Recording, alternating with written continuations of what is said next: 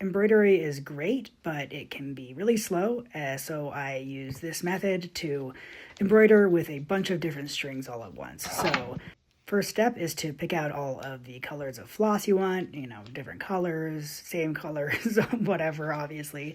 You can do between 2, and I've done upwards of 10 different threads at the same time, depending on the project.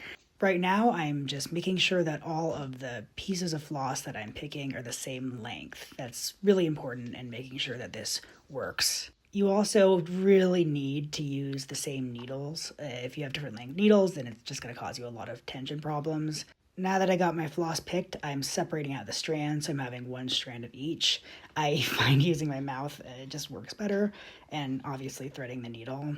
Depending on how many different needles you're using at once, it can be really difficult to keep the needles threaded. And so one helpful way to do that is to put the needle through the floss once you've already threaded the needle, pull it through, and then just lick it to apply some moisture. That adds a little bit of friction, I guess. So you just repeat this process for multiple different strings. If you're going to be using upwards of, in my experience, like 6 different needles at once, then you might just want to knot the thread onto the needle.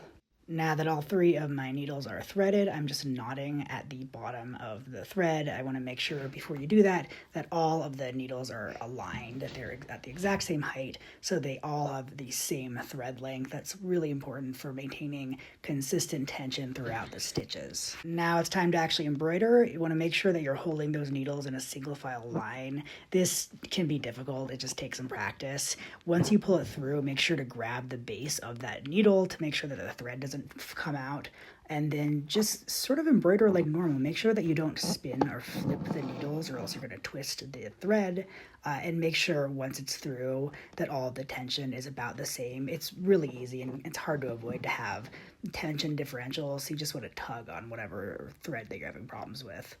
And then you just go for it. You just embroider like that. You've literally tripled the speed of embroidery, and the sky's the limit.